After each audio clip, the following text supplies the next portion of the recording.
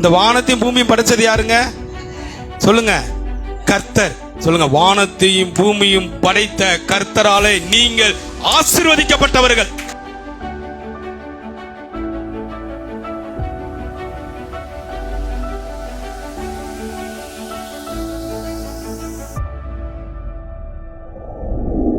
இயேசு உங்களுக்காக வேலை செய்து கொண்டிருக்கிறார்.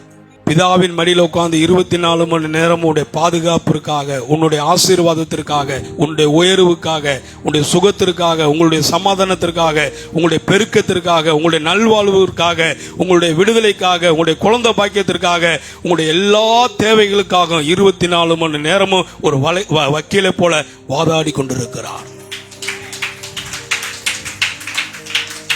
அல்லேலூயா. கர்த்தர் உங்களையும் உங்க பிள்ளைகளையும் வர்த்திக்க பண்ணுவார். இந்த வானத்தையும் பூமியும் படைச்சது யாருங்க?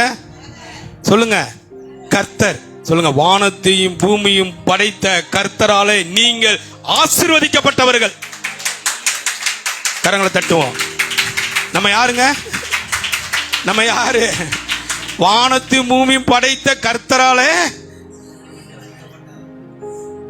சொல்லுங்க, யூ பிளஸட். நம்ம ஆசீர்வதிக்கப்பட்டவர்கள். சொல்லுங்க, நம்ம ஆசீர்வதிக்கப்பட்டவர்கள். நான் ஆசீர்வதிக்கப்பட்டவன். சொல்லுங்க, நான் ஆசீர்வதிக்கப்பட்டவன். அதனால தான் நான் நல்லா ட்ரெஸ் பண்ணணும். அதனால தான் நான் வீடை நல்லா சுத்தமாக வச்சுக்கிறணும். அதனால தான் நல்லா நான் வீடை வாங்கணும்.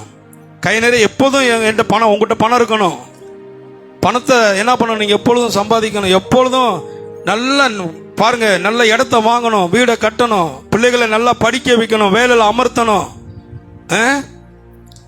எல்லாமே செய்யணும். காரணம் என்னன்னா, நீங்க ஆசீர்வதிக்கப்பட்டவர்கள்.